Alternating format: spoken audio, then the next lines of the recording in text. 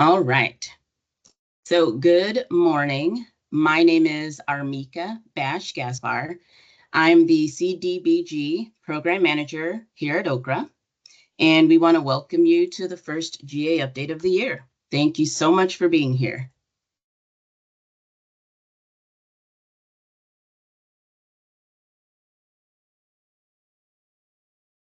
All right, so I'm just going to go over our mission. Okra works with local, state, and national partners to provide resources and technical assistance to aid communities in shaping and achieving their vision for community and economic development. We just want to come back to this to just remind you all of what we're doing, and it's always nice to revisit the mission statement. So a little bit of housekeeping. So we're going to be using this Teams webinar. You're not going to be able to use your audio or video, but if you have any issues, you can always email our CDBG at okra.in.gov for any type of assistance. And we will be there to monitor and make sure that your questions are answered and you can get in.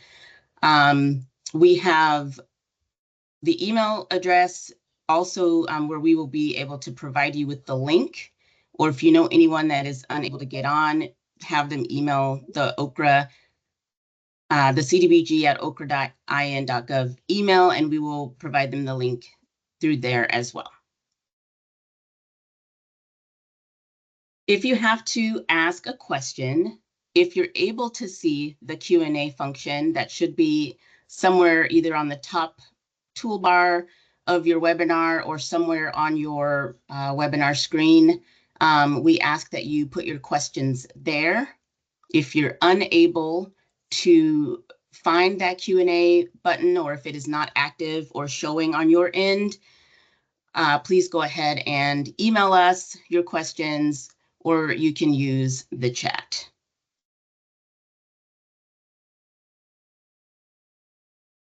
So first of all, I want to thank you all for being here. Congratulations.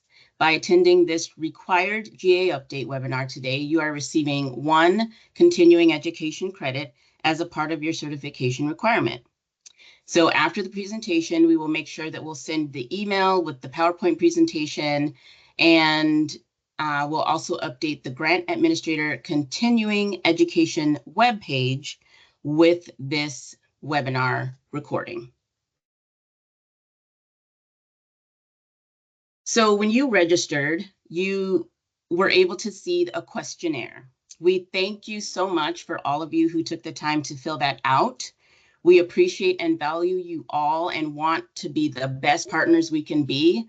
So supporting you in your work is part of our partnership, and we just want to make sure that it's easy and efficient. So we're continuously making efforts to enhance your learning and just getting a better understanding of what your needs are.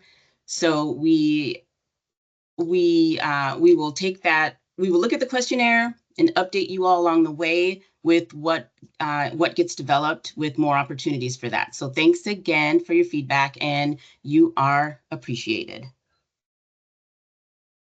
So during the webinar today, you will be hearing updates from the CDBG team. You'll get an update about the strategic initiatives, and you'll hear from Grant Services. So we're gonna dive right in. So Okra has some team updates. But first, we want to let you know that we have a new executive director. So some of you probably have already interacted with Fred Glenn, but Fred Glenn is the new executive director for Okra. So we wanted to make sure you knew who he was and you could see his face, and he will definitely be participating, and you will meet him in the future. So next up, we have, drum roll please, we have Steve John. So please give him a warm welcome. Good morning, everybody. My name is Steve St. John. I am the new Community Development Block Grant Program Director. I have been here a whopping 3 weeks. So I am very excited to be part of the CDBG team. There's some great things going on, and I'm glad that I'm able to contribute to that. I'm looking forward to getting out and meeting a lot of you and seeing the great work that you're doing across the state. So give me a little bit of time, but I'm excited to be here. As Armika talked about, there's questionnaires. I know in the past we've done some surveys. So our goal really is to create a great partnership with you so we can impact the lives of Hoosier citizens and our rural communities and help create a better customer experience for everyone. So we embark on a continuous improvement mindset. So the questionnaires and surveys, you'll continue to get those over time so we can get your feedback and shape this program to continue to make an impact. So with that, I will turn it over to another new team member, Tanea.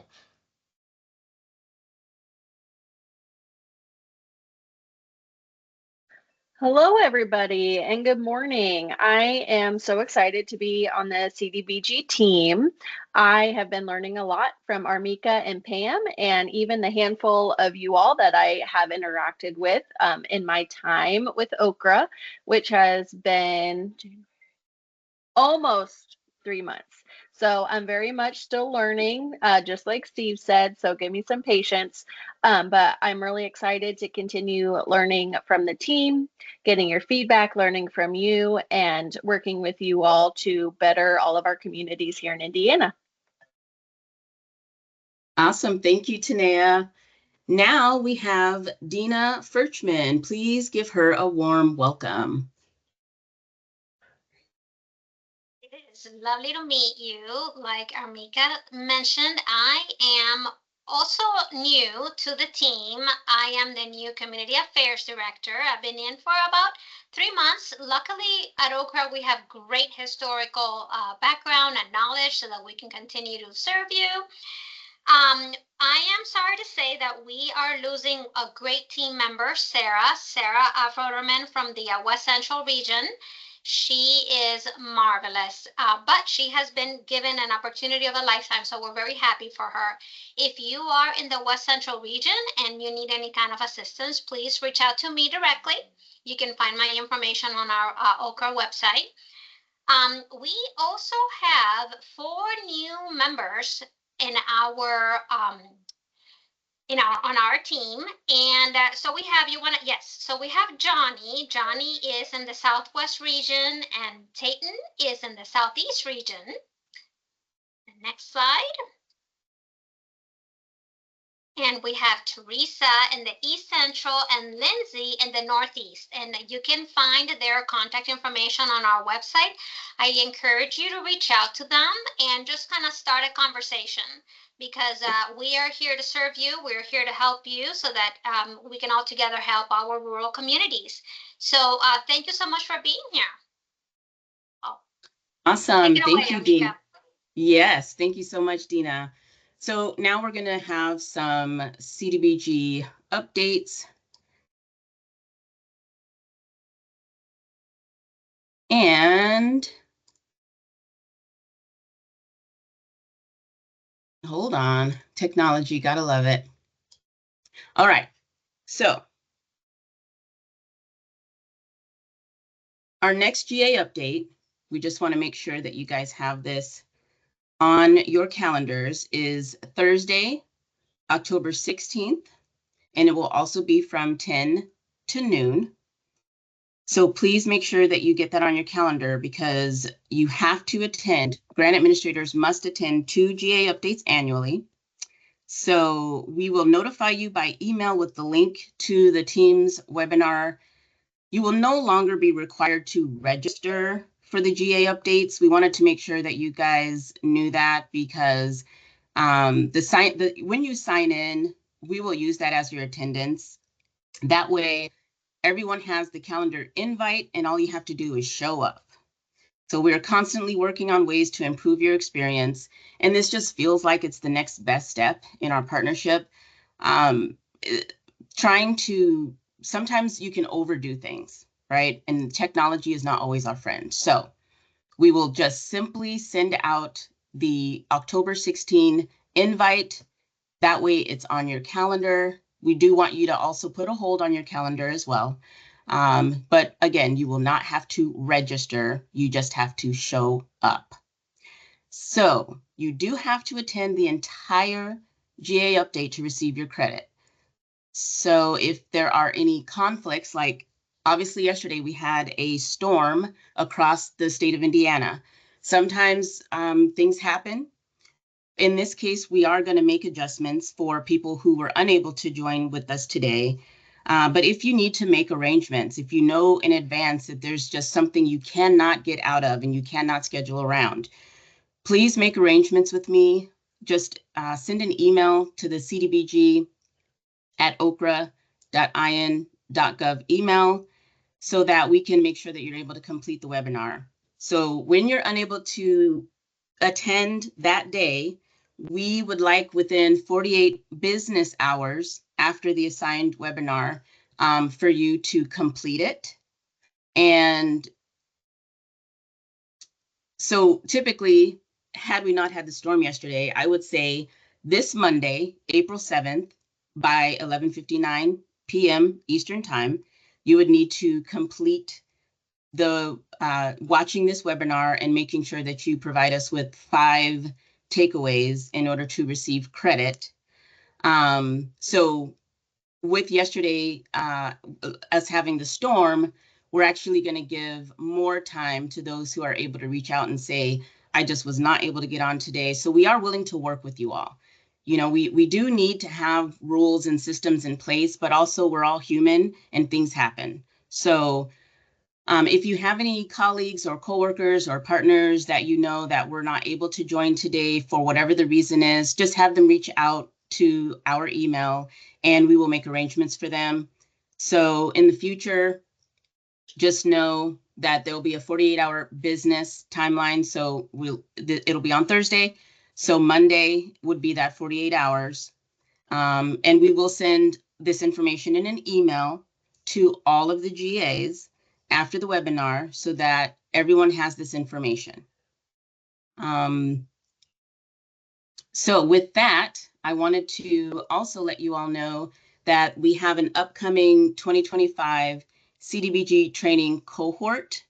We would like for you to share it amongst anyone that you think would be interested. The CDBG 101 is next Thursday. It's all day and it is in person. You can register by going to our webpage. But if you know anyone that's interested in becoming a grant administrator, please give them this information. It does cost, but the CDBG 101 virtual that we're having on June 12th, that is all day also, but it's virtual and that will be of no cost because there are no costs associated with it other than time. So next up, I want to have Pam Guerrero talk to you a little bit more about some CDBG updates. So please give her a warm welcome. Good morning, everybody. I'm happy to be here with you all. So we'll just sit up for a couple of minutes providing the CDBG update for you all today. First off, I have just some basic reminders for everybody. The 2025 round 1 application is now open. I want to remind everybody that the proposals are due on April 17th. So if there's any communities that you guys are working with that we have not yet received their application and is not currently in the system, please make sure that you get those proposals in the system by April 17th.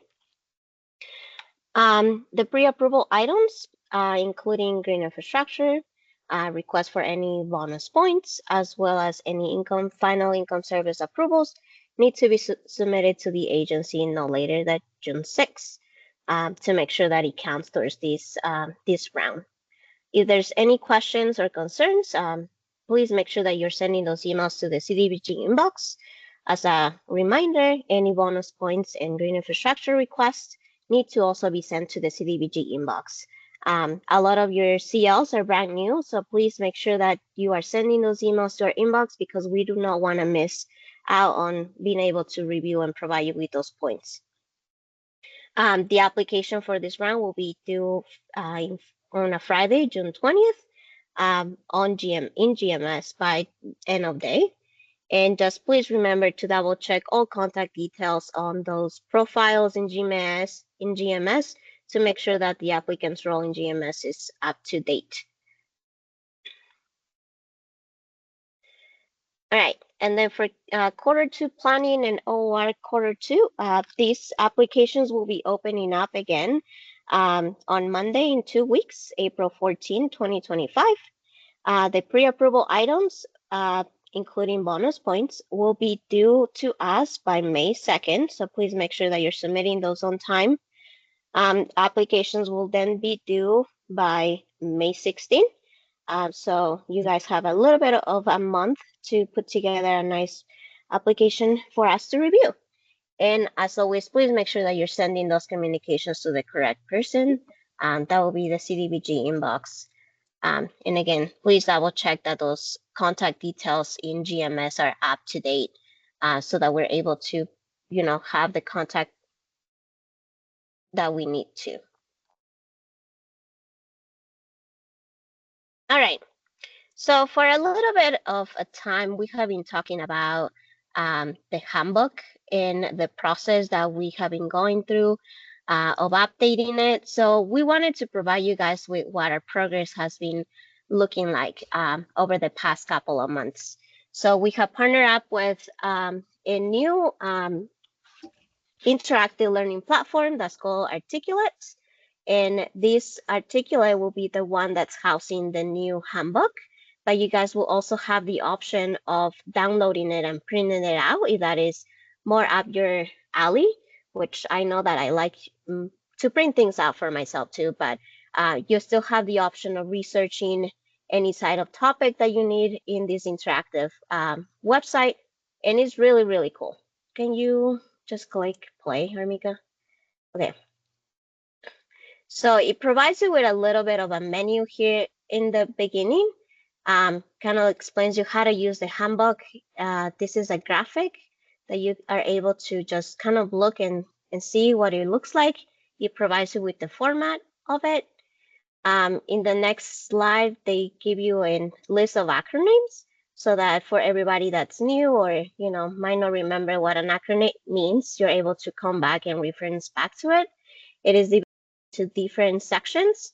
In each section, 4 sections, and each section just kind of covers the initial section covers the basics of CDBG, who is an entitlement, who is not an entitlement, the citizens participation section, what the consolidated action plan means, what the national objective means, all of this in the eligible and ineligible activities. So that's section 1. It kind of gives you an overarching understanding of what CDBG is. Section 2 provides you with all the information you need for planning, providing you with the current planning types that we have that are available in the process that you got through in order to complete a planning grant from the application and also the administration process. It also covers the program development phase as well, so determining the area-wide project, whether you are going to need to do an income survey. So that component is also covered here. We're trying to make sure that each section is as comprehensive as humanly possible so that you guys are able to follow through this process. Then the section 2 covers all of the construction grants in the programs. It provides you with the pre-award phase, the project development, how you go about setting up those contacts with the CLs, determining the service area, and determining which will be your best national objective. It kind of gives you also a timeline for the environmental review process.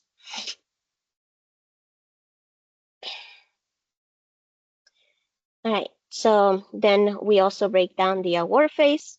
The steps that you are going to be experiencing from the award letter and the FEEPS process. and also gives you kind of the state of our auditing process, which is kind of a little bit at the end of that process. Sorry, this skipped really quickly. But I'm just trying to make sure that you all guys have an understanding of what this looks like. Section 5 covers all of the financial management section, and then Section 6 covers every component of the cross-cutting requirements. So from citizens participation, the environmental review section has some really nice flow charts. And see this arrow I just like, defining the project. And it has been just a really exciting project that I'm really excited for you all guys to have access to. And we'll like you guys also if there's any feedback or thoughts that you have as this gets launched, please make sure to reach out and let us know. So this is what we have right now. We're still currently fixing the appendixes because those are still missing. And there's just a couple more components that I would like to incorporate a little more context to. So this is just the progress for the handbook. I'm happy to hear any feedback or thoughts of this really quick show of life, proof of life of the handbook. And yeah, so looking forward to being able to share this with you all. Okay, so just, switching gears here. So we had a couple of requests about the new administration coming in and requiring a couple of changes in order for us to streamline the process of application, most specifically for planning. So we are going through the entire process of amending the 2024 action plan. This means that quarter 3 and quarter 4 will be the ones that are impacted. So quarter 3 planning and quarter 4 planning will be the ones that see all these changes come to be incorporated into. Some of those changes that we have incorporated is we're changing the bonus points policy. So currently everybody is providing bonus points details for the regional bonus points component. We are moving away from regionalism and we're going to be replacing it with the new community resilience improvement plan and community resiliency index points. This is an index that's prepared by the Indiana Stats, and it will require a letter from the local unit of government to provide kind of like in strategic planning how they will be building up their resiliency for economic development. Another component of this, the planning grant program specific points have been consolidated. So you guys used to have 3 requirements for the program specific points. We have now just consolidated into 2. And I will give you a little more context onto that in a couple more slides. The point reduction policy has been adjusted. The goal of this is to allow for communities that are looking to utilize CDBG utility study funding to just do a single utility study. So we will be allowing for communities to do a single utility study if they don't come back again for another plan within those 5-year periods. So if a community is in need of just doing one single plan study, that is okay. If a community feels like going ahead and doing the entire study, that's also okay. But we just want to make sure that you guys, the communities, have the flexibility to either use it for 1, 2, or the holistic study. So that's how this policy was a little bit adjusted. We're also adjusting the local match percentage required for planning. So it used to be 10%. Now we're moving it down to 8%.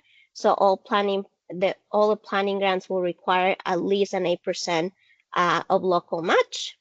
And also we are setting a flat fee across all planning types for the administration fees of $7,000. So I know that before you guys used to get compensated based on the cost of that planning type, but now we're setting up a flat fee for all GAs to be compensated $7,000 for whichever planning type that you may apply for or help a community apply for.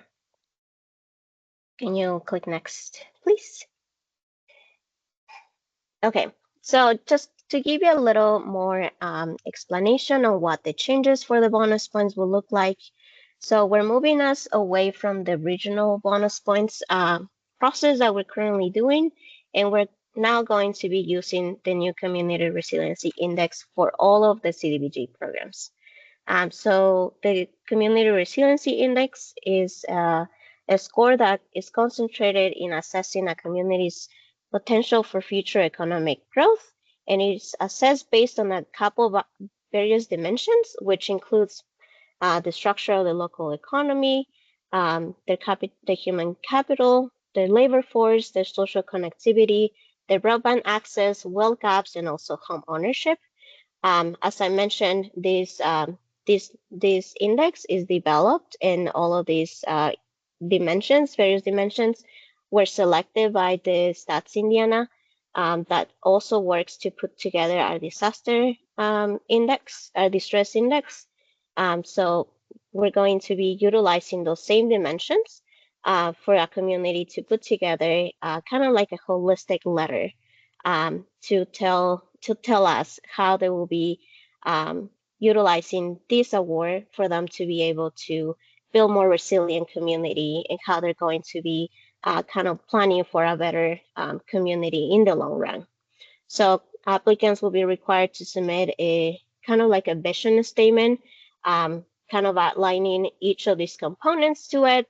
And we will also be providing the points based on the Community Resiliency Index that Stats Indiana provides, and we'll be awarding a maximum of 25 points. As for everything that's bonus points, this will also be a pre-approval, and you guys will have to submit it to the CDBG program manager by that pre-approval deadline for that round. Can you go next, please?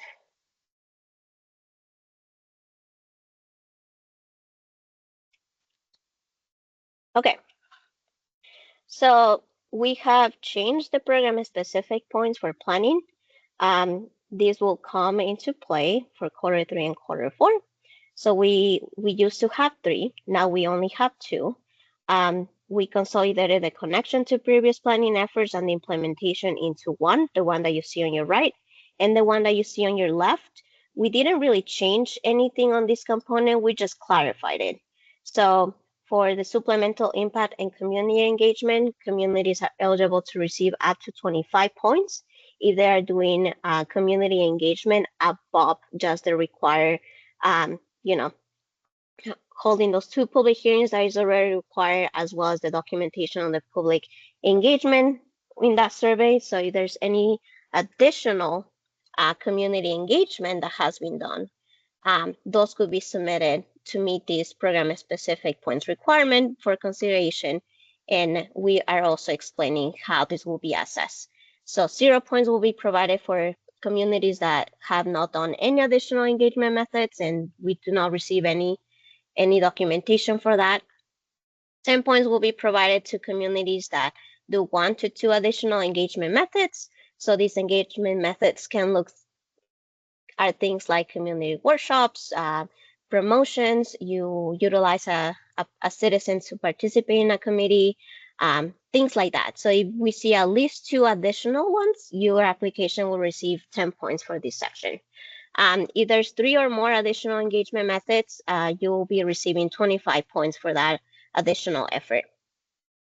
And the connection to previous planning efforts and implementation, they will be awarded up to a maximum of 25 points if the community demonstrates that they have effectively engaged in previous planning initiatives, and that they have actually followed through the implementation of that plan previously. So we are either going to receive it or not receive it. So a community will either have engaged on planning efforts before and will receive the full 25 points, or not have received. So they will either get 0 or 25 for this effort right here. So our whole objective of solidifying this is to make sure that communities are receiving with more clear guidance in what the expectations are, and to also make it less confusing in assessing how your points will be calculated later on. Can you skip next? Okay. So for the point reduction policy, OCRA will allow for communities to apply for 1, 2, or 3 utility systems planning studies. The point reduction policy will apply to communities requesting additional funding for utility systems that were not previously studied within those 5 years. So if a community, we understand that a community might present the need of just studying one system, which that's fine, but we do want to emphasize that if they come back for another single study or 2 studies within those 5 years, that point reduction policy will come into play. If you could just skip to the next one for the example, Armika. So for example, this applies for the construction. First example applies to the construction program. Nothing changed on this section. The community, if a community submits and is awarded a wastewater drinking water grant in 2020, when applying for a wastewater drinking water in 2025, they will be subject to the point reduction of 50 points.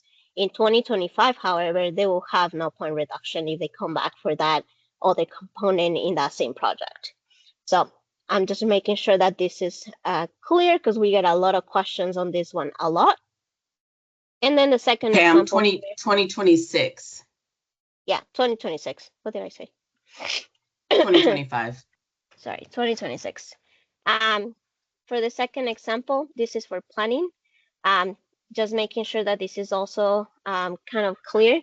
So if a community submits and is awarded a utility study grant in 2020 for a single utility study, when applying for another planning grant for another single utility study or 2 or a master utility study in 2025, they will be subject to a point reductions of 50 points. So in 2026, however, they will have no point reduction for a single or 2 or a master system utility. So within those 5 years periods from awarding to the 5 year of application, that's when this minus 50 point reduction policy will apply. Can you proceed? Okay. So we're also going through the consolidated plan, action plan development, which also includes the 2025 action plan.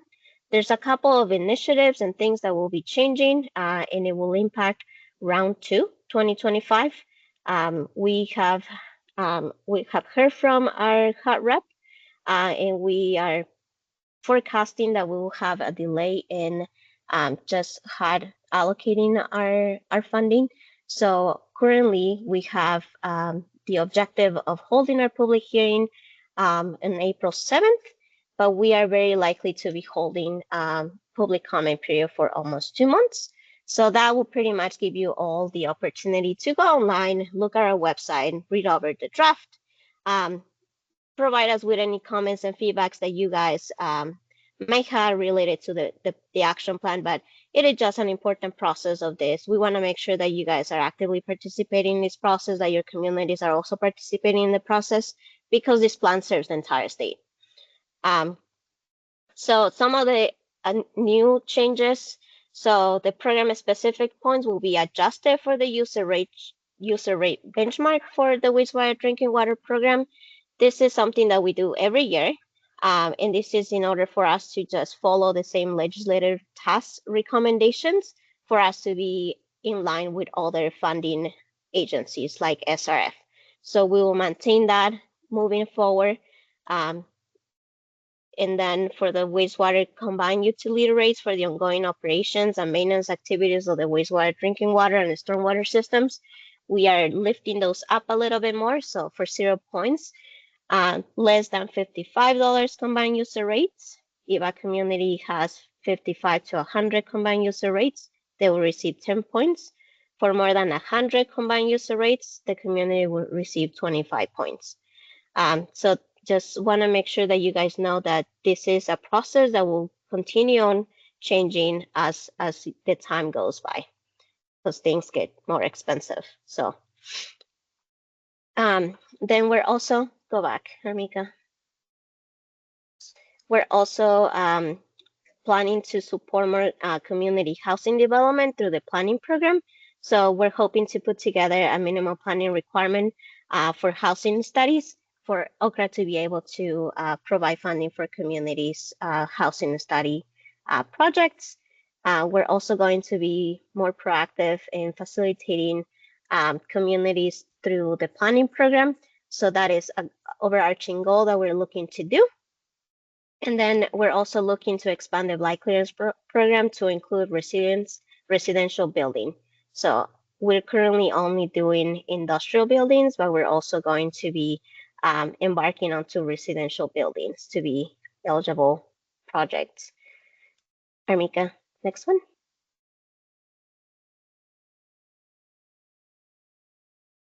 Okay, so we're also looking to facilitate the rehabilitation and restoration of historical buildings through the public facilities program. So you guys will see a little bit of a change in the way that we are utilizing the blight clearance national objective for the public facilities program. And this is with the goal that we are promoting the restoration and maintenance of historical buildings in communities. Then we're also going to be supporting the green infrastructure within the Main Street Revitalization Program, as well as the public facility programs. So as you guys go through that action plan and you review the method of distribution, there will be a section there that outlines how this will be changed in the program specific section for each of them. So these are the components for the new initiatives for the 2025-2026 consolidated plan, in addition to those already explained 2025 action plan changes regarding planning. So all of this will be part of that new action plan that will go into effect as part of round 2. And as always, we look forward to hearing your thoughts about it. And eventually, once we get an approved plan from HUD, you guys will most definitely see or hear my voice again explaining how this will be implemented. So if there are any questions in the between, please make sure to reach out, let me know, and we will be opening up for public comment period comment tomorrow, and our public hearing will be set for April 7th. If anybody is interested in joining that meeting, please let me know. You're able to email me and just ask me for the link. Armika, could you go next? Okay, that was my time Yes, with you all. thank you. Back to Armika. Thank you, Pam. That was such great information. All right, so just a few more updates. I wanted to give you all a reminder. This is the program specific points form that we developed. We discussed this at our last GA update last fall for planning grants. So you all have been doing a wonderful job filling out this form, but it is not a standalone form. So I wanted to just make sure that everybody knows that we want to see this form filled out to let us know what documents we need to look for. It is basically, we want you to explain the program specific points in your own words, so we get an understanding of what it is that you're providing us from your point of view. This should be attached with your supporting documents. It is not a standalone form, and this will change slightly when we do our updates that Pam was just referring to. But because this is the form you're familiar with, just use this as your explanation to what we are looking for in the application, so that we'll know exactly what you want us to look at and we know exactly what that document is. And you can attach it with it, or you can attach it in addition to, but it is not a standalone form. All right. Couple other reminders. So on the application, we want to make sure that you all know to add headers. It will make it easier for the applications to be read when you provide section headers to identify the different categories that you all are writing about. So currently we are seeing new paragraphs in the application, but sometimes the topic changes. So putting a header will be helpful. In planning grants, as an example, in the previous efforts section, we're seeing that some of you are missing recent or current efforts that go back to the 3 to 5 year, or we're only seeing previous efforts from over 5 years ago, for example. So we're looking for ongoing efforts that lead up to the project need, with recent examples as well as previous ones. So we just want to make sure that you all are providing us with enough detail that paints a picture, and not something that was so long ago that we don't know how it connects to the actual project. The scope of work should always tie to the community and should be the same information you're providing in your documents and photos. So we're noticing that some project work is mentioned in the narrative, but not documented, or it's documented, but not mentioned in the narrative. So we just want to make sure that everything is connected. And lastly, just a note about the 3 viable options for the financial section. So it's another area that the scoring committee has noticed a theme in. We would like you all to have viable options that includes financial options that you know are able to provide funds. So if you know it isn't an option, we're asking that you not use that funding option if you already know that it doesn't, it will not provide financial support to your project. So if you have any questions about financial options, you can always reach out to your CL and they can provide a little bit more clarity. But I just wanted to throw that note in there because we want you all to get as many points as possible. And these are just some of the areas that we identified that you all may could just use another reminder, basically. So for continuing education, we get a lot of questions about continuing education. We have developed a log. So there's a log that's now available. So the new changes will start now immediately. It is the same portal that you all use to do your applications. And it's where you will enter your CE credits going forward. So I will be conducting monthly checks just to make sure that you all know how many credits you have on a monthly basis. And then at the end of the year, I will do audits to verify that your 6 CE credits are there. Now, I'm going to go into some of the screenshots, but I wanted to make a quick note. If you haven't been in our new portal, contact the grant administrator for access.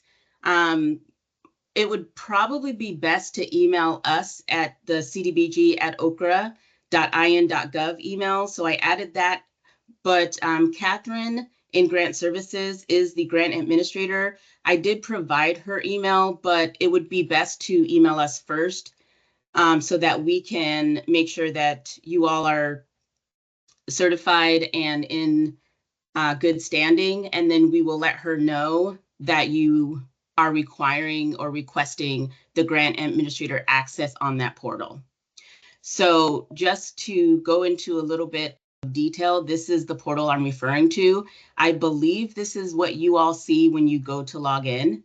So again, if you don't have access, email the CDBG team, let us know that you need access, and we will forward that on to Catherine, our grant administrator for GMS. So inside the portal, what you will see that is new is this continuing education log option here, if you haven't already seen it. So what we want you to do is we want you to click on that log, go to all. So this drop-down list will give you different views. We just want to make sure that you select all. And this is located on the left side of that page. And then located on the right side of the page, once you select new, which is this option here, you should see the new Okra training, GA training pop up here. And when you get here, all you need to do in this section is type in your name. So I'm not sure how you registered your name. So just try, like if your name is Catherine, but you go by Cat and you told us your name was Cat, try Cat first, try Catherine, try different iterations of your name so that you can find yourself. You are in here if you have access. So once you select your name, then you can add the dates and number of credits you earned over here. So you want to hit save if that's the only one that you're entering. But if you have more than one, then you just want to hit save and new if you're planning to add more, or just save if it's just the one that you're adding. And then you will come to this saved record screen, and it will show who you are, what the training webinar conference is that you've typed in here as the name. It will show us the date or dates that you attended and how many credits that you earn. Next, we want you to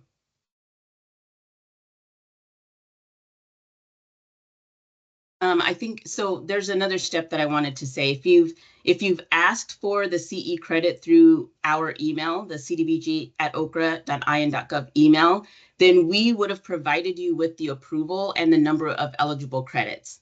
So we want to make sure that you know that when you can put any number of credits in here that you think that it is worth, but we will always verify how many credits if it's not a webinar that you got off of the certification webpage. So for some of you that are new, if you go to our website, there's a certification webpage that will have a list at the bottom of all of our trainings that we partner with, and it will tell you on there how many credits you will receive. But when you find one on your own, we're asking you to email the CDBG email address for eligibility, and we will tell you yes or no, and then we will say that is worth 1 credit or more. So that is the part that that we are wanting you to update here. And if you've already submitted this and you're unsure of the credits, I will make sure that I update this number to the correct amount of credits and then email you with that information when I do the monthly log or the yearly log if there's a discrepancy or if there's a question. This is where you want to upload your proof of registration that we always ask for. So it will be the registration email or however they let you know that you're registered. We also ask for a certificate of completion, whatever that looks like. Most of the time they will email you the approval, so you can just put those in this section. And if you have any questions, feel free to email us again at the CDBG email. But we're just trying to make sure that you have an easier way to track even for yourselves. And then we have an easier way to track so that before that year is up, we can contact you and say, there's, let's say there's 3 months left and you still have two credits. Do you need assistance getting those credits? Are you working on those? Whatever it is that we need to do to help you make sure that you stay in compliance with your certification, that is the point and purpose of this section. So if you have any questions, email. And with that, I'm going to pass it along to Tanea. So please give her a warm welcome. Hi, everybody. I'm just going to give some short and sweet reminders. So the first one is for the wastewater drinking water. When we're discussing combined rate, we are discussing the wastewater and drinking water rates. The stormwater is a fee and is not considered in the combined rate, but wastewater and drinking water is considered in the combined rate. And you will see that highlighted. This is a screenshot of the application, and it's highlighted below where that is specified in the application. As always, if you have any questions about this or this is confusing in any way, reach out to the CDBG email and we will answer that question. And MSRP is open for applications this round in round 1.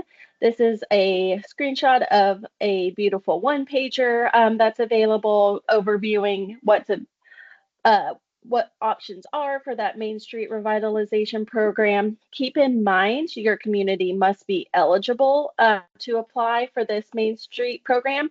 And here's a list of our eligible communities. I'll leave this up for a second so you can kind of take note of any cities that may be in your area. But again, these are the list of eligible communities for that MSRP program this round.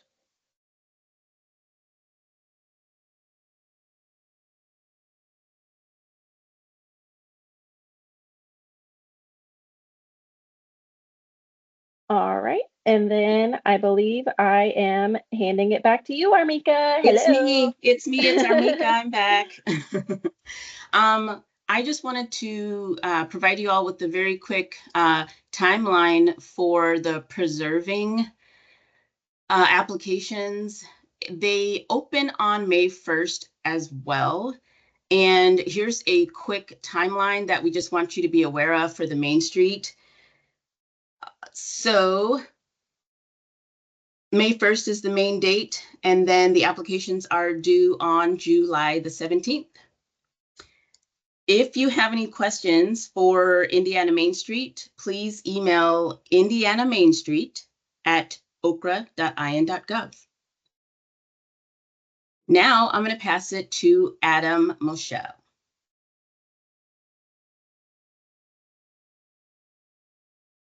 Thanks, Armika. You're welcome. All right. I don't have a ton of updates from grant services, but we've got a few things I will go over today. Contract approvals. When your community receives their grant agreement / contract, please make sure that they are reviewing that and getting it signed and back to us as quickly as possible. The approval process is moving a little slower than usual lately. We have seen some speed on those picking up.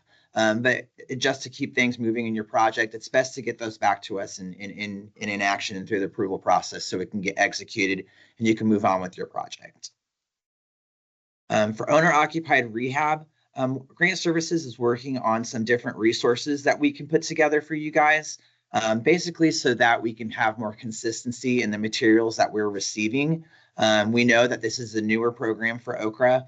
We know that we have some developmental tools that we need to create. So if you have any suggestions of things that you would like to see us make for the OR program specifically, please email me or Travis in Grant Services, and we will put those items together. Or if you think a training would be beneficial, let us know your thoughts on that and what you would like included, and we can work on getting something scheduled.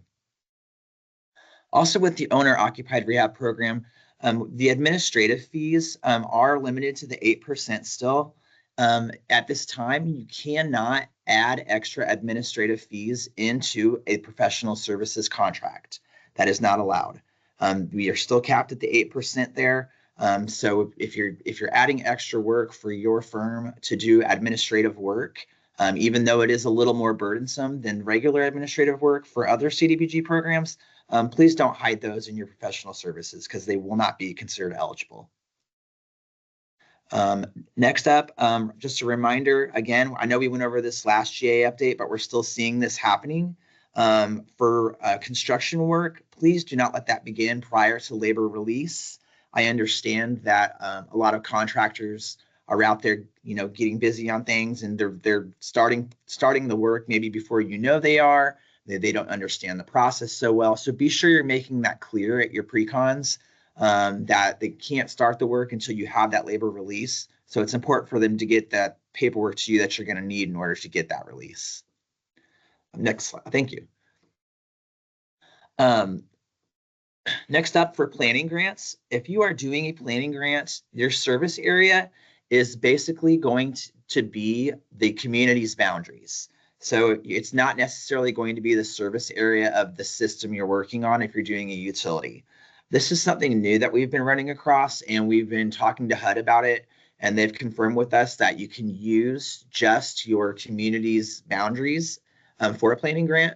So you don't have to go through the whole income survey process if you're just going to do a plan.